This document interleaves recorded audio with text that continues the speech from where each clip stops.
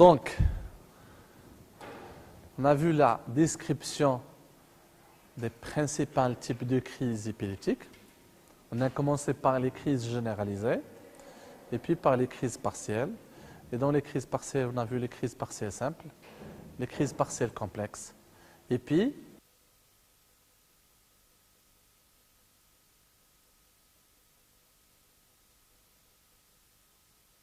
raconter le début de la crise. Généralement, on demande au patient, est-ce que tu sens venir ta crise? Le patient, il va sentir venir la crise généralisée parce qu'il y a des symptômes annonciateurs. C'est finalement ce début partiel. Je vous donne l'exemple, quelqu'un qui va vous dire, je sens venir ma crise, je sais que la crise viendra immédiatement parce que ça commence toujours par une sensation de peur inexpliquée, de tachycardie, d'oppression thoracique, de douleur épigastrique. Ça nous renvoie vers le lobe temporal. Et puis par la suite, je perds conscience. De suite, la première partie, elle est rapportée par le patient. Puis la deuxième partie, elle est rapportée par la famille. Parce qu'il y a une perte de connaissance. Et puis, s'ensuit les 3 étapes de la crise généralisée tonico-clonique. Ça veut dire une phase tonique, une phase clonique, une phase résolutive. La même chose, on peut imaginer une crise partielle qui va commencer par des mouvements cloniques du membre supérieur, puis par la suite, il y a la perte de connaissance, la phase tonique et la phase clonique. Lorsqu'on fait l'anamnèse avec le patient, parce que malheureusement, c'est ce qu'on voit. Lorsqu'on fait les explorations, toutes les demandes de G qu'on reçoit, patient âgé 2, faites-nous s'il vous plaît un EG parce que le patient il fait une crise généralisée tonico-clonique. Parce que malheureusement, c'est le type de crise le plus connu. D'accord? Toujours demander à votre patient une question simple. Est-ce que vous sentez venir la crise? Parce que dans la crise partielle, le patient, il est capable, s'il est interrogé correctement, de vous rapporter le début de crise. Il y a des gens, il faut juste chercher. Il y a des gens, par exemple, qui vont commencer leur crise par un état de rêve. Ça renvoie toujours vers le cortex temporal. Il y a des gens qui vont commencer leur crise par sensation de paresthésie. Il y a des gens qui vont commencer leur crise par des hallucinations auditives, des hallucinations visuelles. Donc, le type de crise partielle vous renvoie vers une zone topographique bien particulière. Si vous ratez le diagnostic de crise partielle à généralisée secondaire, ceci aura 2 conséquences. Tout d'abord, il se peut que vous ne demandiez pas une IRM, parce qu'on a dit que dans les crises généralisées, tonico-cloniques, généralement tout le cortex va être mis en jeu. Donc on va penser que l'IRM n'a pas de place, parce que l'IRM il a sa place dans les épilepsies, dans les crises généralisées. On va voir tout à l'heure que ce n'est pas toujours vrai, mais c'est le principe. Ça, c'est d'une part. Ou d'autre part, votre traitement médicamenteux, on va voir la deuxième partie du cours, qu'on a beaucoup de médicaments antiépileptiques, mais en même temps, on a des médicaments qui sont très efficaces pour les épilepsies partielles, alors que leur spectre d'action est très limité dans les épilepsies généralisées, et à l'inverse. D'accord? Donc faites attention pour rechercher un début partiel. L'exemple typique, lorsqu'on reçoit dans les demandes de G, patient âgé de 70 ans qui vient pour une épilepsie généralisée et qui fait des crises généralisées. Ça, ce n'est pas possible. Parce qu'on va voir dans les syndromes que les épilepsies généralisées idiopathiques, c'est l'apanage du nourrisson, l'enfant, le grand enfant et l'adolescent. On ne va pas voir une épilepsie généralisée idiopathique chez quelqu'un âgé de 70 ans. Par contre, si je suis un petit peu attentif, si je vois quelqu'un qui vient en consultation, qui vous dit que je fais des mouvements tonico-cloniques des 4 membres, dites-vous que probablement il y a un début partiel, tout simplement parce que négligé par la famille, parce que la famille, pour elle, ils vont retenir tout ce qui est théâtral, tout ce qui est grave. Ce qui est grave, c'est le mouvement tonico-clonique, l'hypersalivation, la perte d'urine. Mais le début partiel est généralement négligé dans l'anamnèse, dans le récit des familles. troisième élément sémiologique dans la description des crises épileptiques, c'est ce qu'on appelle l'état de mal épileptique. On a dit crise épileptique.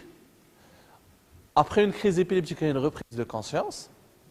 Lorsque vous avez une répétition de crise, vous avez l'épilepsie, maladie.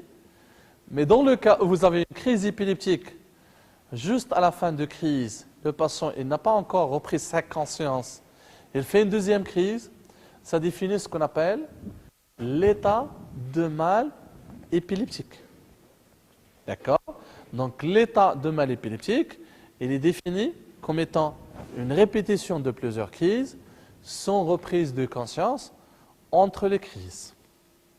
D'accord? Avant, on disait qu'il faudrait attendre une vingtaine de minutes pour parler d'état de mal épileptique. Maintenant, on retient un délai de 5 minutes. C'est la définition opérationnelle d'un état de mal épileptique. On va lui consacrer une partie dans le traitement. Donc, un état de mal épileptique est défini par une répétition de crises sans reprise de conscience. Et ces crises-là se sont prolongées sur une durée de moins 5 minutes.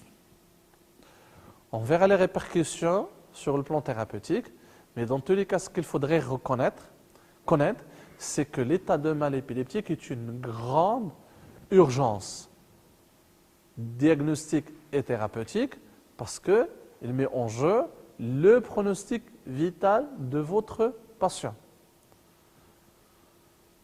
Votre patient, il risque de décéder, d'accord, par la mort subite, par une souffrance cérébrale, d'accord, et puis par des complications métaboliques.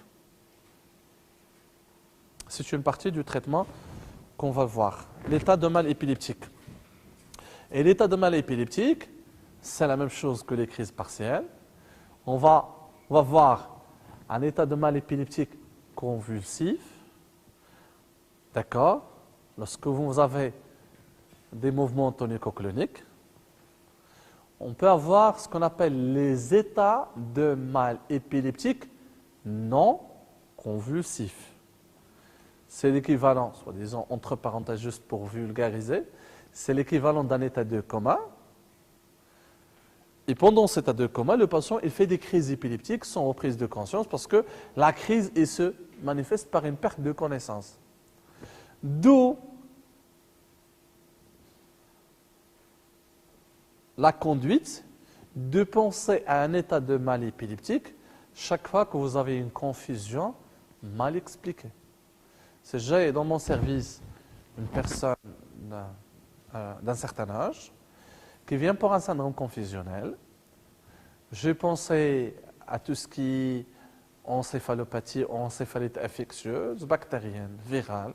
Je pensais à tout ce qui est métabolique, tout le bilan normal, le scanner normal, l'IRM normal, bilan biologique normal.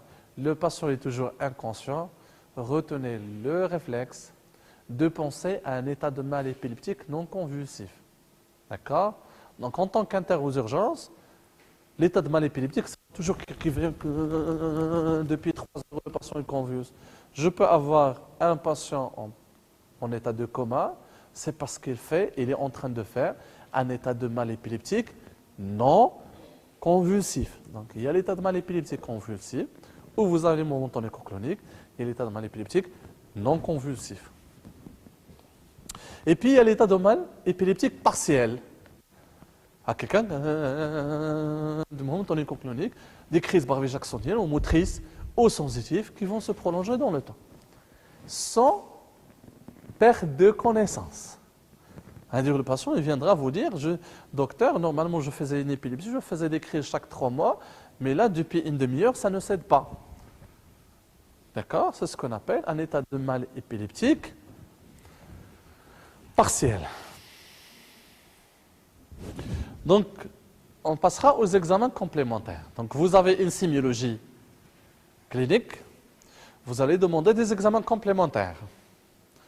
L'examen complémentaire qu'on demande lorsque vous êtes face à des phénomènes paroxystiques dans la description cadre avec une crise épileptique, on va demander ce qu'on appelle l'électroencéphalogramme.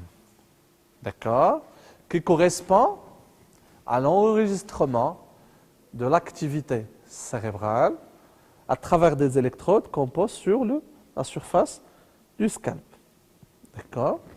On va demander d'autres examens complémentaires morphologiques qui vont permettre de rechercher la cause. Et en parlant de la cause, retenez d'emblée que par rapport aux étiologies des épilepsies, on a 3 grands chapitres. On a les épilepsies symptomatiques. D'accord? Ça veut dire, ils sont symptomatiques à une lésion au niveau du système nerveux central. Quel que soit son type, infectieuse, tumorale, inflammatoire, malformatif, post-traumatique, tout ce que vous voulez. On a ce qu'on appelle les épilepsies partielles et idiopathiques. D'accord? Ça veut dire qu'il n'y a aucune cause et qu'ils sont supposés avoir un substratum génétique sans qu'on arrive à le confirmer. D'accord? Et puis, il y a ce qu'on appelle les épilepsies cryptogéniques qui sont définies comme étant des épilepsies qui renvoient vers une zone corticale bien précise. D'accord? Donc, c'est une épilepsie dans la description renvoie vers une zone corticale. Hein? Mais lorsqu'on fait l'IRM, on ne trouve rien. Ça veut dire que c'est des épilepsies supposées lésionnelles sans qu'on arrive à mettre en évidence une lésion à l'IRM. Ce n'est pas pour autant qu'il n'y a pas de lésion, mais on dit que peut-être, parce que les IRM qu'on fait maintenant, c'est des IRM de 1,5, de 3 Tesla. Peut-être avec la généralisation des IRM de recherche qui sont à 7 Tesla, à 13 Tesla, à 17 Tesla, peut-être on mettra en évidence des lésions qui étaient invisibles sur les IRM initiales. D'accord? Donc, vous allez retenir donc que l'IRM, il trouvera sa place dans le diagnostic des épilepsies symptomatiques. Et ces épilepsies symptomatiques, généralement, vont se traduire par une épilepsie partielle. D'accord? Donc, vous allez demander pour tous vos patients devant un phénomène paroxystique un EEG. On va voir l'intérêt de l'EEG. Et vous allez demander une IRM, un examen morphologique qui est l'IRM encéphalique, lorsque vous pensez qu'il s'agit bien d'une épilepsie symptomatique. En d'autres termes, si vous avez quelqu'un qui vient pour une épilepsie absence, on va faire le G pour confirmer ce type d'épilepsie absence, mais c'est ridicule de demander une IRM, puisque c'est une épilepsie généralisée idiopathique. Donc c'est l'intérêt d'y aller le deuxième cours. Dans le deuxième cours, on va parler, parce qu'on a dit les épilepsies, il n'y a pas une seule épilepsie, mais il y a des épilepsies, des maladies épileptiques. Donc on va voir que par exemple, dans l'épilepsie temporale, il faut demander une IRM parce qu'on va chercher les lésions au niveau du long temporal. Dans l'épilepsie à la lecture, on ne va pas demander une IRM. D'accord? Dans l'épilepsie bravé-jacksonienne, on peut demander une IRM. Dans l'épilepsie à paroxysme centro-rolandique, on ne va pas demander une IRM. Donc on va voir qu'il y a plusieurs maladies épileptiques qu'on va détailler dans le deuxième cours. J'ai mis ici que pour certains types d'épilepsie, c'est ce qu'on appelle les épilepsies pharmacorésistantes. On va définir c'est quoi la pharmacorésistante. Dans ce cadre d'épilepsie, on peut proposer à ces malades une prise en charge chirurgicale qui va consister à exclure par un geste chirurgical le foyer épileptogène. D'accord? Donc il faudrait utiliser des examens complémentaires qui vont permettre de dire, voilà, on va délimiter de façon exacte ce foyer épileptogène. Parce que le geste chirurgical, il va permettre de supprimer, mais avant de supprimer, il faut voir la valeur fonctionnelle de cette aire corticale.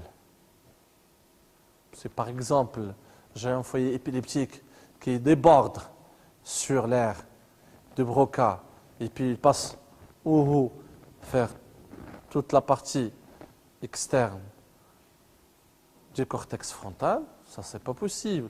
Le patient aura comme séquelle une hémiplégie avec une suspension totale de la parole. Donc, dans les épilepsies pharmacorésistantes, on demandera des examens complémentaires bien spécifiés pour délimiter le foyer épileptogène. Mais ça, c'est pour les épilepsies pharmacorésistantes. Alors que pour les épilepsies, les autres épilepsies, on demande le G et on demande un examen morphologique lorsqu'on pense qu'il s'agit bien d'une épilepsie symptomatique ou cryptogénique. Le G, donc c'est un enregistrement de potentiels cérébraux recueillis sur le scalp. D'accord? On a 3 types d'enregistrements. On a un enregistrement intercritique, c'est ce qu'on fait le plus souvent. Ça veut dire entre les crises, le patient il est hospitalisé pour EG. On a ce qu'on appelle l'EG péricritique. Ça veut dire on a casqué notre malade, on est en train de faire l'EG et par malchance, pas malchance, mais très bonne chance pour le médecin et le malade, qu'on a le corrélat entre la description clinique, parce que le médecin il va assister à la crise, et les anomalies EEG. Et puis, le troisième type d'EEG, c'est ce qu'on appelle la vidéo-EEG. C'est un enregistrement prolongé et de l'activité clinique par un enregistrement vidéo et de l'activité électrique. Un élément très important, un EEG standard intercritique, il est souvent, à titre d'exemple, il est souvent normal. Hier, je fais l'interprétation de 15 EEG. 13 étaient des EEG normaux, sans pour autant refuter le diagnostic d'épilepsie. On met exactement dans la conclusion, absence d'anomalie paroxystique sur l'EEG, ces données ne doivent pas éliminer le diagnostic d'épilepsie à corréler à la clinique. Ça veut dire on va revenir à la clinique. Si vous avez une clinique typique d'une crise épileptique, d'une épilepsie,